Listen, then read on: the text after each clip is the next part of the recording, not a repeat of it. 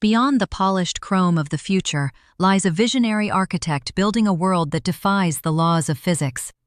We explore the blueprints of tomorrow, where every line and curve is a masterpiece of digital innovation.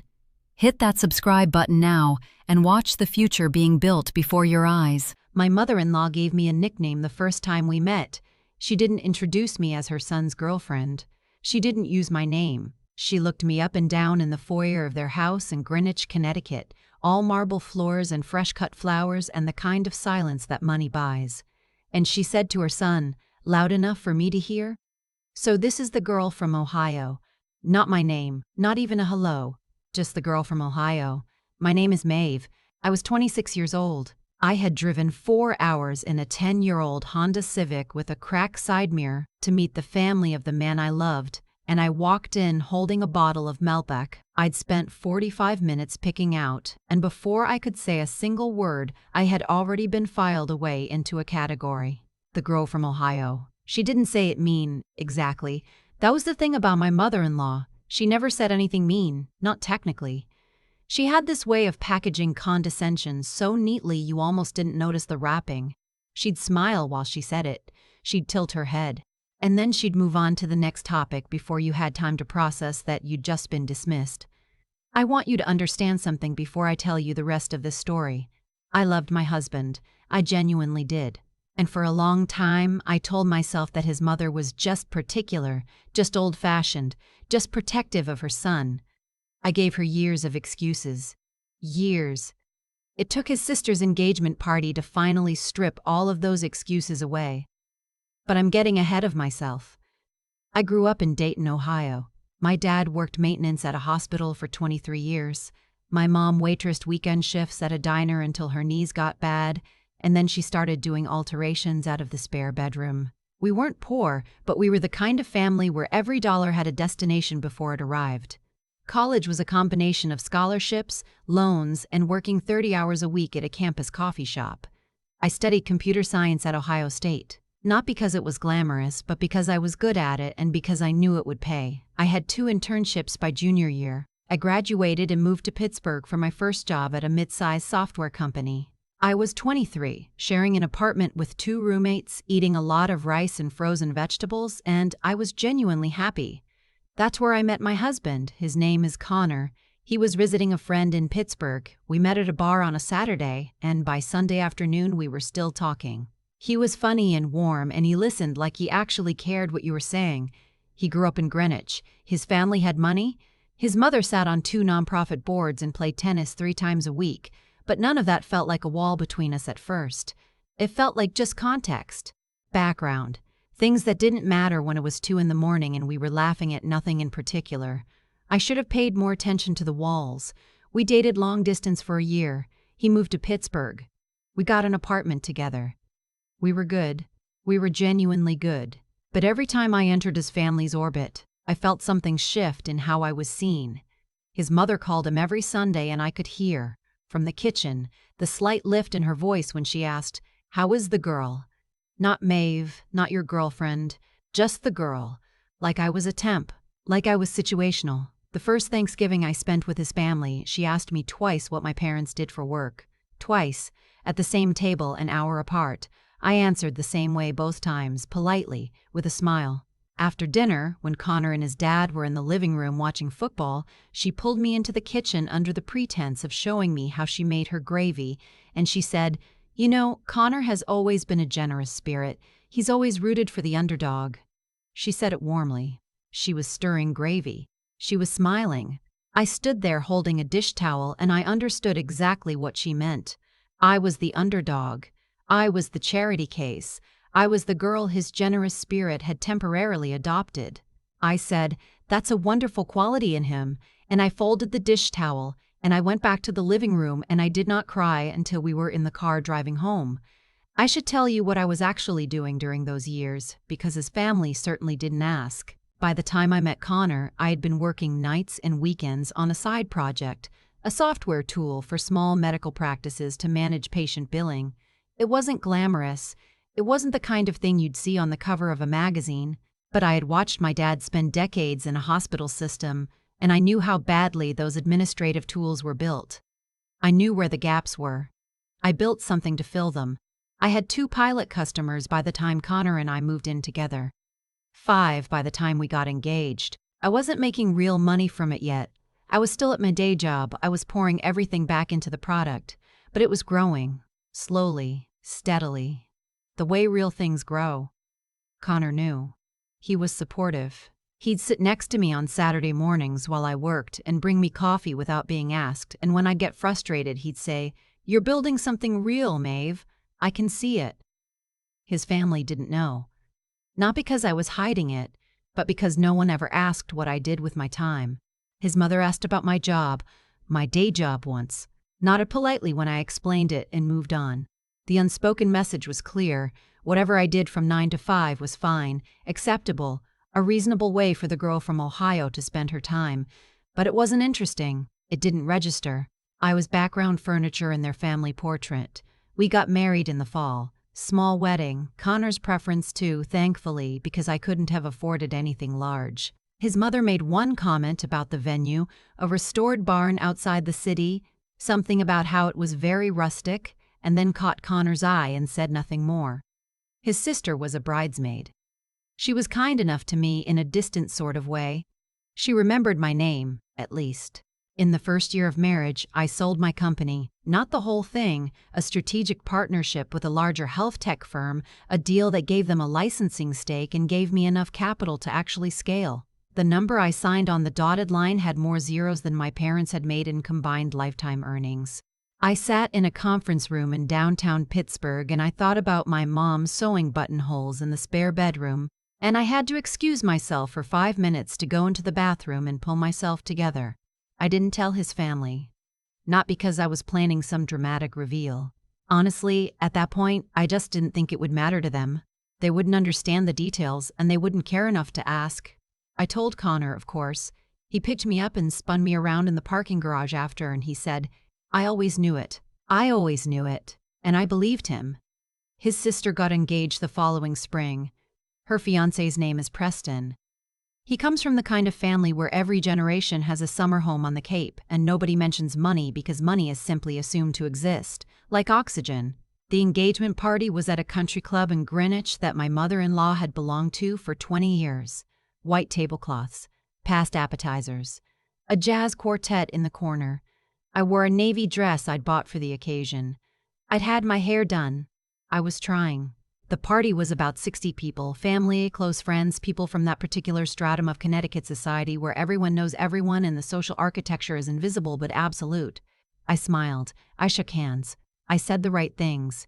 I was pleasant and I was present, and I made myself useful by refilling my own glass and standing near Connor and asking people questions about themselves so I didn't have to explain myself. His mother was in her element. She moved through that room like she was conducting it, touching a shoulder here, laughing there, leaning in for double-cheek kisses, and emerging with her lipstick perfectly intact. She was genuinely in her element, and I'll give her that. She was good at this. At dinner, I was seated slightly apart from Connor, his mother's arrangement. He was at the family cluster near his sister. I was at what I privately named the overflow table, with Preston's aunt from Hartford and a couple from the country club who were there as family friends and who spent most of dinner discussing a renovation they were doing on their second property in Vermont. I ate my salmon. I was fine. I told myself I was fine, and then my mother-in-law made her toast. She stood up with a champagne flute and she talked about her daughter, about watching her grow up, about how proud she was. That part was genuine and lovely. Then she talked about Preston, his family, his career in finance, his values. Then she went around the table and mentioned each family member by name, little personal references that made everyone laugh or nod. She got to where Connor was sitting. She said something warm about him. Then she moved past where I was sitting without pausing. Just moved past. Continued the toast. The next name she mentioned was one of the family friends. It wasn't an accident. I knew it wasn't an accident because I saw her eyes flick toward me for exactly 1/2 second before she skipped over me. The faintest acknowledgement that she knew I was there and had decided in that 1/2 second that I didn't need to be mentioned. 60 people in that room. Connor was looking at his plate. His sister didn't seem to notice. The couple from the country club was still half focused on their Vermont renovation. I picked up my champagne glass, and I drank, and I smiled, and the salmon tasted like nothing. Connor apologized in the car. He said, "She didn't mean it. She just gets flustered when she's nervous." And I looked out the passenger window at the streetlights going by, and I thought about how many times I had accepted that sentence, or some version of it, and what it had cost me every time. I said, "Okay." I didn't cry. I wasn't even that sad, exactly. I was something else. I was done. I was quietly, completely done with performing for people who had never once considered performing for me. What they didn't know, what none of them knew because, again, no one asked, was that 3 weeks before that party, my company had cleared its Series B funding round. $31 million. We were expanding into 12 new states. I'd been on a call with a reporter from Modern Healthcare magazine the week prior. We had just signed our 200th hospital client. And more relevantly, more specifically relevant to that room, that party, that family, my company had recently entered into a contract with the same health system that Preston's family's investment firm had been trying to get into for 2 years. A contract they had lobbied for, wined and dined for, flown to conferences for. And the reason they hadn't gotten it was not anything dramatic. It was simply that the health system had already chosen us. I didn't plan what happened next. I want to be clear about that. I didn't engineer it. I didn't call anyone or arrange anything. Sometimes the world just has a sense of symmetry. About 6 weeks after the engagement party, Connor's family had a dinner. A regular family dinner, no occasion. Just the Sunday at his parents' house. His sister was there with Preston. His parents, Connor and me. Midway through the meal, his mother had made pot roast. There was a good Bordeaux open. The conversation was pleasant and contained. Preston's phone rang. He glanced at it, frowned slightly, and said, "Sorry, I have to take this, it's my father." He stepped away from the table. He came back 3 minutes later with a different expression on his face. He sat down. He looked at his father-in-law-to-be, and then, in what I could see was an attempt to make normal dinner conversation, he said, "My father's been following this health tech company. They just closed a big round. Apparently, they took the Meridian Health contract. His firm had been working that for 18 months. His future father-in-law shook his head sympathetically. "That's a tough one. What company?" Preston said the name. My company's name. There was a small silence, and then Connor's mother said with genuine curiosity, "I wonder who's behind it." Connor put down his fork. He looked at me. He was smiling. The slow, quiet smile that I had fallen in love with 6 years before. He said very gently, "Maeve is." The room did exactly what I had imagined the universe would do if it had a sense of justice. It went completely, perfectly still. His mother looked at me, then at Connor, then at me again.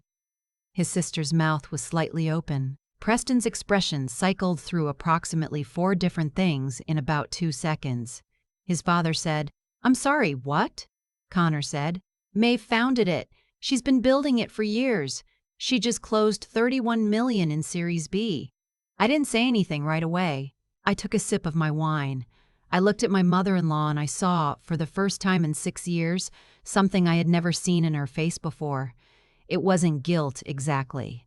It was reckoning. The particular expression of someone who has built a very confident picture of the world and just discovered a significant piece was missing. I said, "It's been a good year." I said it quietly. I wasn't performing. I wasn't triumphant. Or maybe I was, a little, but not the loud kind. It was the quiet kind, the kind that feels like setting something down that was heavy. Dinner continued. That's the thing nobody tells you about these moments. Life doesn't pause for them. The pot roast was still on the table. Someone refilled the wine. Preston's aunt texted him about something, and he glanced at his phone. The room came back to life around us. But something had shifted in the atmosphere. I could feel it. His mother asked me questions after dinner. Real ones. She asked how I had started the company, what the product did, how the funding worked. She asked with the attentiveness she usually reserved for people she considered worth paying attention to.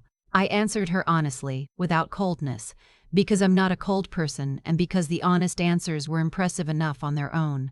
I didn't need to editorialize. She said at one point, "I had no idea you were working on something like this." I looked at her and I said, gently but clearly, You never asked. She absorbed that. She nodded. She looked away. His sister hugged me before she left that night, a real hug, not the air kiss we'd exchanged for 6 years. She said, "Maeve, I want to know everything. Can we have lunch?" And I believed she meant it. Preston shook my hand with both of his and said something gracious about the Meridian contract, that there were no hard feelings, that it was business. I told him I appreciated that, and I meant it. Connor drove us home on the same roads we'd driven every other Sunday night, but when we pulled into our driveway and he turned off the engine, he sat there for a moment and he said, "She should have asked years ago. I should have made sure she knew." I said, "Yes, you should have." It was the first time I'd said that plainly. It surprised him, I think, but he nodded. He didn't defend it. He sat with it. That mattered to me more than the rest of the evening combined. I want to tell you something about revenge, since that word gets thrown around a lot in stories like this. I didn't plan any of this to hurt my mother-in-law. I wasn't building a company for 6 years so that I could humiliate her at a Sunday dinner. That's not how it works.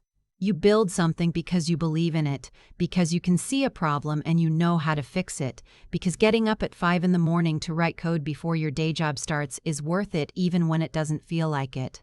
The truth is, I would have taken the recognition at any point along the way. If she had asked me, even once, with genuine interest what I was working on, I would have told her everything. I would have been grateful for the curiosity. It didn't have to end up this way. But she never asked, and so I never told her. And so she spent 6 years calling me the girl from Ohio in her head, while the girl from Ohio was quietly doing something remarkable in the hours nobody was paying attention to. That's not revenge. That's just what happens when you underestimate someone and then the evidence catches up to you. The reckoning wasn't something I gave her. It was something she gave herself. We're in a different place now. The 4 of us, me, Connor, his mother, his father. Not a perfect place. I don't think perfect is available. His mother is not suddenly warm in the way she should have always been. She still sometimes introduces me in ways that feel slightly off. Slightly arm's length. Old habits. But she looks at me differently. I can feel it. There's a carefulness in how she speaks to me now that wasn't there before. I choose to read it as the beginning of respect rather than just the fear of being wrong again.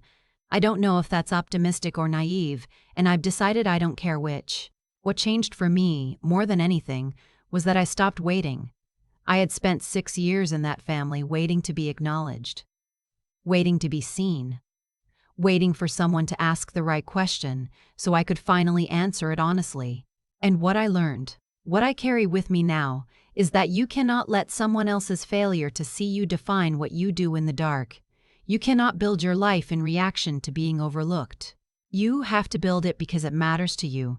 Full stop, and let the proof accumulate on its own timeline. My dad called me the week after that Sunday dinner. Connor had told my in-laws to feel free to share the news, and word had made its way to my parents through the strange telephone game of family networks. My dad called and he said, "May, your mom and I saw the article. There was a piece in a Pittsburgh business journal that had run the week prior. My name, my company, the funding round, a photo of me in front of our office." My dad said, "I put it on the refrigerator." I had to put the phone down for a minute. When I picked it back up, he was still there, quiet, waiting, the way he always waited. And I said, "Thanks, Dad." He said, "We always knew, kiddo. Since you were 8 years old and you fixed our VCR, we always knew." That's the part I keep coming back to. Not the funding round, not the dinner, not the expression on my mother-in-law's face when the room went still. Just my dad, putting a newspaper clipping on the refrigerator in Dayton, Ohio, the way he used to put my report cards up when I was a kid. Some people spend their whole lives looking for approval in the wrong rooms. I'm just glad I finally stopped. I've thought a lot about what actually happened that Sunday night at the dinner table. Not the dramatic part, not the moment Connor said my name and the room went quiet. I mean what happened underneath all of it. The cause and effect chain that most people don't see because it's invisible. Because it happens over years in the small hours of the morning when nobody's watching. My mother-in-law didn't lose her footing that night because the universe decided to punish her. She lost it because every assumption she had made, every judgment she had rendered without evidence, eventually ran into the wall of what was actually true. That's not poetic justice. That's just arithmetic. When you consistently choose not to look, reality doesn't disappear, it just accumulates somewhere you're not checking, and at some point, the accumulation becomes undeniable. I think about the version of me that sat at that engagement party eating salmon and feeling invisible, and I want to tell her something she didn't know yet. The work matters more than the witness. I had spent so much mental energy wishing someone in that family would notice, would ask, would see, and that energy was wasted, not because the recognition wasn't deserved, but because I had given other people's attention more power over my sense of self than my own actual accomplishments had. That's a subtle trap, and it's so easy to fall into. You start building something real, and then you glance sideways too often, looking for confirmation, and the glancing slows you down. What I'm most proud of is that I never stopped building even when no one was clapping. My dad used to say that character is what you do when nobody's grading you. I thought that was just a dad thing to say. It turns out it's the whole answer. Every Saturday morning, I spent writing code while Connor slept. Every time I reinvested money, I could have spent on things that would have impressed people at country club dinners.